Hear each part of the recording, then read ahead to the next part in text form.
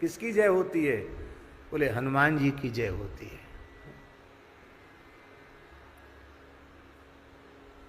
जय होती है इसका अर्थ है जय हो। जिसकी सदा सर्वदा जय होती है उन्हीं श्री हनुमान जी महाराज की जय हो। हनुमान जी की पराजय नहीं है, हनुमान जी की सदा जय है, हनुमान जी की सदा विजय है? आप कहेंगे कि तुलसीदास जी ने जयति शब्द का प्रयोग सबसे पहले क्यों किया है? शास्त्र की आज्ञा है, स्तुति के आरंभ में जयति शब्द का प्रयोग करना चाहिए, क्योंकि जय शब्द ही स्तुत्यर्थक है। इसलिए हनुमान जी लंका में जाकर रावण को सुना सुना करके, राक्षसों को सुना सुना करके अपनी गंभीर गर्जना से, भयंकर सिंहनाद से लंका को दहलाते हुए श्री हनुमान जी महाराज घोषणा कर रहे हैं, विजय की घोषणा कर रहे हैं। आज की भाषा में कहेंगे तो हनुमान जी नारा लगा रहे हैं, हनुमान जी नारा लगा रहे हैं। अब नारे लगाने में भी हनुमान जी सबसे पहले किस पद का प्रयोग करते हैं? वाल्मीकि रामायण में जयत्यति बलो रामो लक्ष्मणस्य महाबलः, इसलिए स्तुति में सबसे पहले जयति पद का प्रयोग होना चाहिए। जयत्यति बलो रामो लक्ष्मणस्य महाबलः राजा जयति सुग्रीवो राघवेणाभिपालितः। जयत्यति बलो राम, अत्यंत विशिष्ट बलवान श्री रामचंद्र जी की जय हो, महाबली लक्ष्मण जी की जय हो, वानरराज सुग्रीव की जय हो। जयत्यति बलो रामो लक्ष्मणस्य महाबलः राजा जयति सुग्रीवो। क्यों सुग्रीवो जयति? जीवन भर मारे मारे डोले सुग्रीव, बाली के भय के मारे, उनकी कहां से जय होगी? बोले अब तो जय होगी उनकी। क्यों? बोले राघवेणाभिपालिता, क्योंकि सुग्रीव जी श्री राघव से अभिपालित है, इसलिए उनकी भी जय हो। अर्थात जो श्री राघव की कृपा से अभिपालित हैं उनकी भी जय हो। आप इतनी जय जयकार क्यों कर रहे हो? बोले इनकी स्तुति से हमें बल मिल रहा है। कितना बल मिल रहा है? कहते हमारे पास इतना बल है कि तुम एक रावण की ठसक में बैठे हो कि हम त्रिलोक विजयी रावण के आश्रित हैं, हमारी ओर कोई नजर टेढ़ी करके नहीं देख सकता। तुम लोग इस ठसक में हो ना लंकावासी, भूल जाओ इस बात को। तुम तो कुछ भी नहीं हो मेरे सामने, मक्खी मच्छर भी नहीं हो। जो त्रिलोक विजयी रावण है ना, उसके जैसे हजारों रावण एक साथ मेरे सामने खड़े हो जाएं तो भी मैं उन्हें तिनका भी नहीं समझता। न रावण सहस्रम में युद्धे प्रतिबलम भवेत। हजारों रावण मेरा युद्ध में मुकाबला नहीं कर सकते। अरे बोले रावण के पास तो बहुत दिव्य अस्त्र शस्त्र बने रहे। शिलाभिश्च प्रहरतः पादपैश्च सहस्रशः। उसके सारे दिव्य अस्त्र शस्त्रों को पर्वतों की और वृक्षों की मार से ही मैं समाप्त कर दूंगा।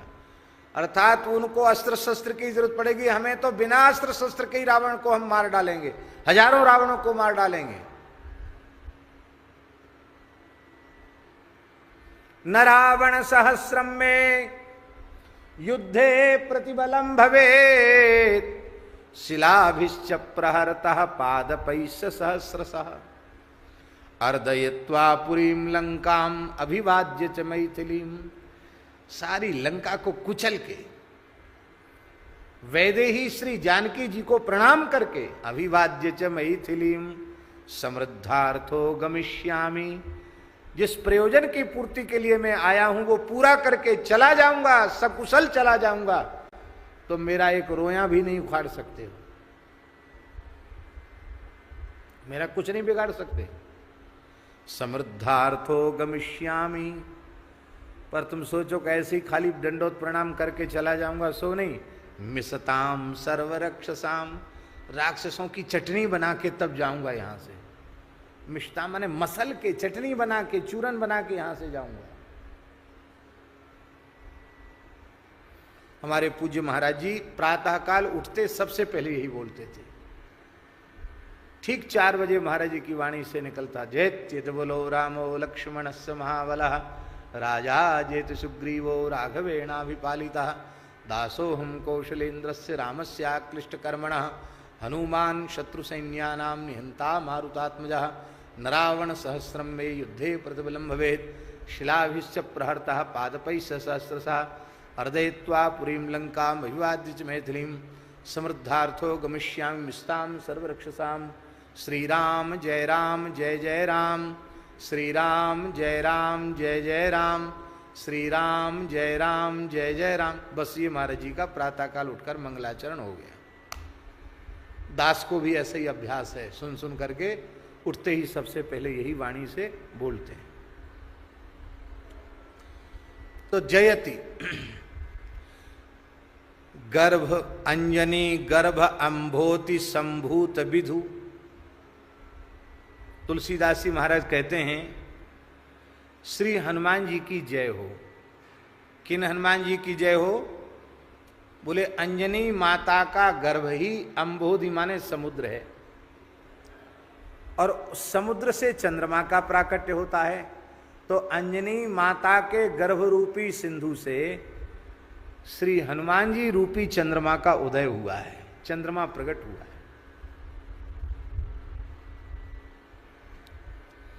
बोले चंद्रमा से तो सबको आनंद होता है, हनुमान जी के प्राकट्य से आनंद किसको हुआ? कहते हैं विबुध कुल कैरवानंदकारी। यहां विधु शब्द है, विधु। चंद्रमा के कई वाचक हैं, उनमें एक चंद्रमा का वाचक है विधु। इसलिए राहु का एक नाम है विधुन तुद, विधुम तुदति व्यथयति, विधुन तुदह। विधु माने चंद्रमा को पीड़ा पहुंचाने वाला राहु, ग्रहण पड़ता तो उसको ग्रसता है। तो अब देखो, वक्र चंद्रमा ही गिरसे ना राहु, टेढ़े चंद्रमा को राहु नहीं गिरता। इसका तात्पर्य क्या हुआ? इसका तात्पर्य है पूर्ण चंद्रमा को विधु कहते हैं। चंद्रमा के तो कई वाचक है ना, लेकिन जो पूर्ण चंद्र होगा उसको विधु कहेंगे। हनुमान जी की कलाएं घटने बढ़ने वाली नहीं हैं। हनुमान जी पूर्ण चंद्र हैं। अंजनी माता रूपी, अंजनी माता के गर्भ रूपी समुद्र से उत्पन्न चंद्रमा श्री हनुमान जी हैं। और चंद्रमा को देख करके बहुत प्रसन्नता होती है, आह्लाद होता है। हनुमान जी को देखकर भी आह्लाद हुआ, चंद्रमा को देखकर सबको आह्लाद हुआ, सबको प्रसन्नता हुई। किसको प्रसन्नता हुई? बोले विबुध कुल कैरवानंदकारी। विबुध कुल, विबुध कुल माने देवताओं का समूह। उसके कैरव, कैरव माने होता है, एक तो कमल होते हैं और एक कमलनी होती है, जिसको कुमुदनी भी कहते हैं, कैरव भी कहते हैं। तो वो कुमुदनियाँ जो होती हैं वे दिन में तो बंद हो जाती हैं और रात्रि को वे विकसित होती हैं। वो भी तब विशेष विकसित होती जब पूर्ण चंद्र होता है। अब पूर्ण चंद्र में एक बार जब वो विकसित हो जाती हैं, खिल जाती हैं, तो फिर दिन में भी बंद नहीं होती, फिर वो खिली की खिली रहती। देखा होगा सरोवरों में कमलनी, कुमुदनी, जानते हैं ना कुमुदनी? एक तो कमल होता है, एक कुमुदनी होती है, वो रात्रि में खिलती है। कमल का तना रूखा होता है, उसमें छोटे छोटे कांटे होते हैं, और कुमुदनी का तना बहुत कोमल होता है, मृणाल, बहुत कोमल होता है, चिकना स्निग्ध कोमल होता है। ये अंतर होता है उसमें। तो जैसे पूर्ण चंद्रमा के उदय से सरोवरों में कमलनियां खिल जाती हैं, ऐसे ही हनुमान जी रूपी चंद्रमा के अंजनी माता के गर्भ रूपी समुद्र से उदित होते ही, प्रकट होते ही, और देवताओं का समूह खिल गया। वो उनके सब हृदय ऐसे संकुचित होके बंद हो गए थे। क्यों? बोले सूर्य के प्रचंड प्रताप में कमलनियां ऐसी हो जाती हैं प्रकाश में। यहां सूर्य कौन है? यहां कुमुदनी तो है देवता, और सूर्य है रावण का प्रचंड प्रताप। रावण के प्रचंड प्रताप के आगे ये देवता बेचारे ऐसे हो गए, सीमित हो गए।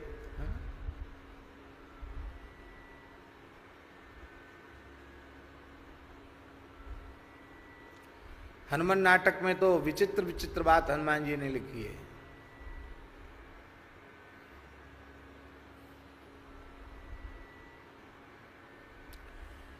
चंद्रमा सचिव हैं देवराज इंद्र के, प्रधानमंत्री हैं, और रावण ने उनको अपने दरबार में छत्र लेकर खड़े होने की सेवा दी थी। तो कई बार किसी विषय पर विचार विमर्श होने लग जाता, और रावण विद्वान तो था, बड़ी बड़ी गंभीर चर्चाएं होती, तो वो सुनते सुनते चंद्रमा भूल जाते कि मैं कहाँ खड़ा हूँ, तो बिना मांगे कुछ न कुछ बोल देते, सलाह दे देते। चंद्रमा सलाह दे देते तो रावण की त्योरी चढ़ जाती, ऐसे देखता कहता हे इंद्र की सभा नहीं है, चुप। चंद्रमा ऐसे हो जाते। स्वल्पम जल्प बृहस्पते जड़मते नैषा सभा वज्रिण, हनुमान नाटक की पंक्ति है। बृहस्पति जी के सामने खड़े हैं, लोग अपने अपने विचार दे रहे हैं। बृहस्पति जी की बारी आई, उन्होंने भी बोलना शुरू किया। हे बृहस्पति, कम बोल। अरे जड़मती, मूर्ख बुद्धि वाले बृहस्पति, कम बोलो। ये इंद्र की सभा नहीं है, ये दशग्रीव रावण का दरबार है। ऐसे हो जाते बृहस्पति। श्रीमद् वाल्मीकि महर्षि ने भी इसका संकेत किया है। वाल्मीकि महर्षि ने संकेत किया है, आप सुंदरकांड को उठा करके देखें तो महाराज जी वहां लिखा है, हनुमान जी के लिए लिखा है, तेजसा तस्य मोहिता।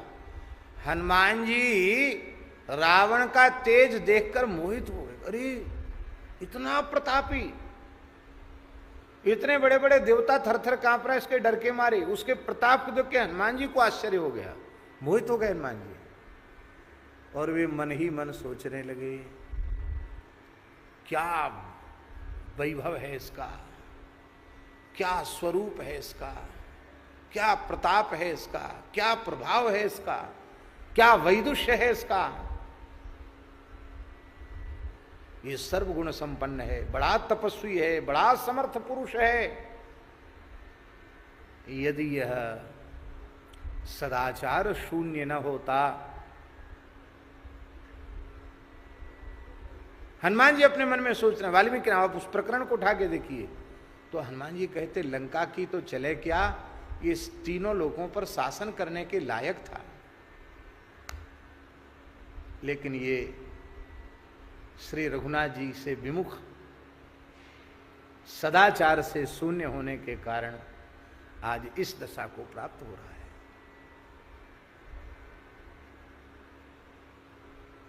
तो रावण का बड़ा प्रचंड प्रताप, उस रावण के प्रचंड प्रताप के आगे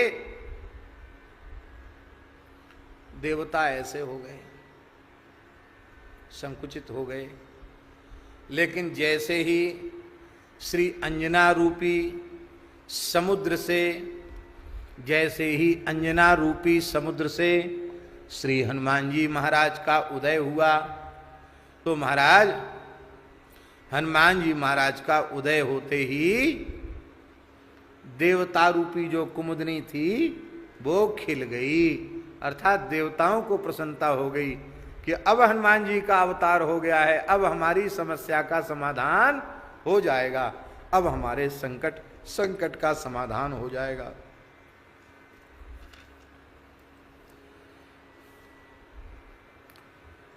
यहां से तुलसीदास जी स्तोत्र का आरंभ कर रहे हैं, हनुमत स्तोत्र का आरंभ कर रहे हैं। इसलिए महाराज जी लिखा है, जयेति नामोच्चार्य ततो स्तोत्र मुदी रहेत। किसी भी स्तोत्र का पाठ करें तो सबसे पहले जयति इस शब्द का उच्चारण करें।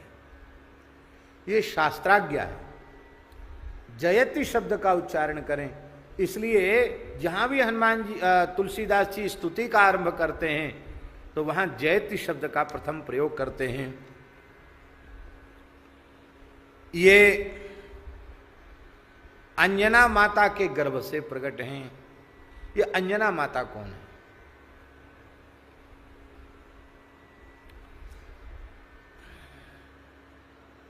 कई प्रकार की बातें मिलती हैं और उनको सुनकर भ्रम में नहीं पड़ना चाहिए। भ्रम में इसलिए नहीं पड़ना चाहिए कि क्वचित क्वचित पुराणेषु प्रभेदो यदि दृश्यते कल्प भेदेन तत्सर्वम समाधेयम मनीषिभिः। पुराणों में कहीं कुछ थोड़ा अंतर आवे किसी बात में तो उसको ये नहीं समझना कि ये सही है कि ये सही, दोनों ही सही है। क्योंकि कल्प कल्प प्रतिप्रभु अवतरहीं चारु चरित नाना विधि करहीं। कल्प भेद हरिचरित सुहाए नाना भांति मुनीसन गाए। तो कल्प भेद होने से थोड़ा सा घटनाओं में भेद हो जाता है, इसलिए सभी बातें सही हैं, कहने का आशय यही है। ऐसा भी पुराणों में लिखा है कि महर्षि गौतम की ये पुत्री है अंजना।